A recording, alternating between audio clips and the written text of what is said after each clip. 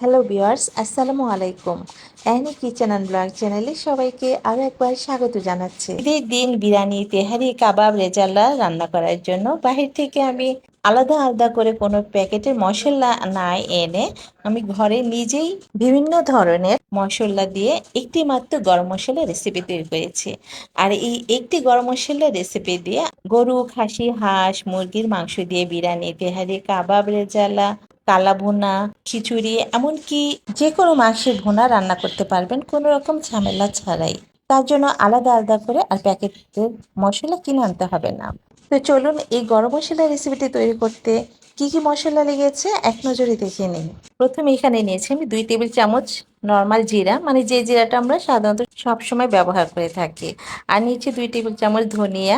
ধনিয়া এবং জিরার গুঁড়াটা একটু বেশি নিতে হবে, কারণ এটা তিতাও না এবং একটু ঝাঁঝালো, কোনো গন্ধই নেই, তাই বেশি নিতে সমস্যা নেই। আর নিয়েছি আমি 1 টেবিল চামচ শাহি জিরা। আর নিয়েছি 1 টেবিল চামচ এখানে সবুজ এলাচ, মানে ছোট এলাচ। আর নিয়েছি 3-4টি এখানে স্টার অ্যানাইজ। আর নিয়েছি 4-5টি দারচিনি টুকরো। আর নিয়েছি 3টি কালো এলাচ বা বড় এলাচ। আর নিয়েছি এখানে একটি জায়ফল, আমি ভেঙে নিয়েছি জায়ফলটাকে। আর জায়ফল খুব একটা বেশি নেওয়া যাবে না, যদি জায়ফলের পরিমাণটা একটু বেশি হয়ে যায় তাহলে মশলাতে একটা ঝাঁঝালো গন্ধ আসবে, তাই একটি নিলেই হবে। আর নিয়েছি এখানে 1 চা চামচ পরিমাণ লবঙ্গ। লবঙ্গ খুব একটা বেশি দেওয়া যাবে না, অল্পই নিতে হবে, কারণ লবঙ্গ তো একটা ঝাঁঝালো গন্ধ থাকে। আর নিয়েছি এখানে জয়িত্রী 1 টেবিল চামচ। আর নিয়েছি 1 টেবিল চামচ পরিমাণ এখানে গোলমরিচ। আর 1 টেবিল চামচ পরিমাণ নিয়েছি এখানে কাবাব চিনি। এটা অনেকটাই দেখতে গোলমরিচের মতো, তবে এর স্বাদ এবং ফ্লেভারটা একটু ভিন্ন।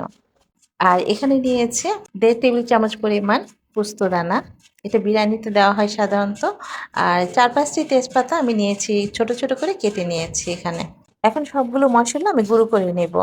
আর গুঁড়ো করার আগে আমি এগুলো যাতে একটু মুচমুচে হয় তার জন্য হালকা করে আমি তেলে নিচ্ছি। আপনার যদি সুবিধা হয় একটু রোদে শুকানোর, তো আপনি সেটাও করে নিতে পারেন, মানে একটু মুচমুচে হলে সুবিধা হয় বেটে বা ব্লেন্ড করতে। আর খুব একটা বেশি জাল দেওয়া যাবে না, মিডিয়াম যে একটু কমিয়ে মশলাগুলোকে টেলে নিতে হবে। আর শক্ত এবং যে বড় মশলাগুলো আছে এগুলোকে আমি আলাদা করে আগে টেলে নিচ্ছি। আর এখানে আমি 4-5টি শুকনো মরিচ দিয়েছি, এটা তেমন একটা ঝাল হবে না, কালারটা জাস্ট একটু সুন্দর আসবে তার জন্য। আর দেখুন অনেকটা মুচমুচে হয়েছে, আপনি একটু পরে দেখলেই বুঝতে পারবেন, একটু ভেঙে, আর যেন পুড়ে না যায় সেটা খেয়াল রাখতে হবে। একটু মুচমুচে হলে আমি নামিয়ে বাকিগুলো যে আছে জিরা, পোস্তদানা, আর এগুলো খুব অল্প সময় পুড়ে যায়, তাই আমি একসাথে না টেলে আলাদা করে নিয়েছি। আর যদি পুড়ে যায় তাহলে মশলার স্বাদটাই নষ্ট হয়ে যাবে, তখন তিতা লাগবে খেতে। আর নিয়েছি এখানে আমি 1.5 টেবিল চামচ পরিমাণ জৈন। আর নিয়েছি 1.5 টেবিল চামচ পরিমাণ মৌরি বা মিষ্টি জিরা। এগুলো একসাথে এখন আমি টেলে নেব। আর খুব একটা বেশি সময় লাগবে না, কালারটা একটু চেঞ্জ হয়ে আসলেই চুলাটা অফ করে নামিয়ে ঠান্ডা করে নিতে হবে। আমি পাটায় বেটে গুঁড়ো করে নিয়েছি, আপনারা চাইলে ব্লেন্ডারেও গুঁড়ো করে নিতে পারেন। আর খুব সুন্দরভাবে কিন্তু পাটায় গুঁড়ো হয়ে যায়, যদি মুচমুচে হয় খুব একটা কিন্তু ঝামেলা হয় না, সময়ও লাগে না। আর আপনার কাছে যদি মনে হয় একটু বেশি দানা দানা হয়েছে, মিহি হয়নি, তাহলে চেলে নিতে পারেন। আমার চেলে নেওয়ার প্রয়োজন হয়নি, কারণ গুঁড়ো করে নিয়েছি আমি খুব ভালোভাবে মিহি করে।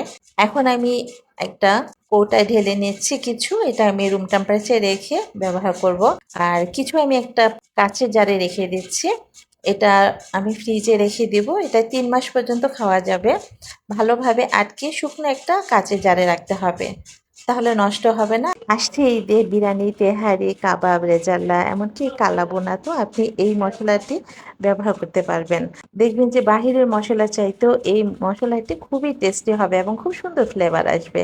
আর পরিমাণও কিন্তু খুব একটা বেশি লাগে না, অল্প পরিমাণে দিয়ে আপনি রান্না করতে পারবেন। 1 কেজি মাংসের জন্য এখান থেকে 1 চা চামচ পরিমাণ দিলেই হবে। রেসিপিটি ভালো লাগলে লাইক দিয়ে কমেন্ট করে জানাবেন। আজ এ পর্যন্তই, সবাই ভালো থাকুন, সুস্থ থাকুন, আল্লাহ হাফিজ।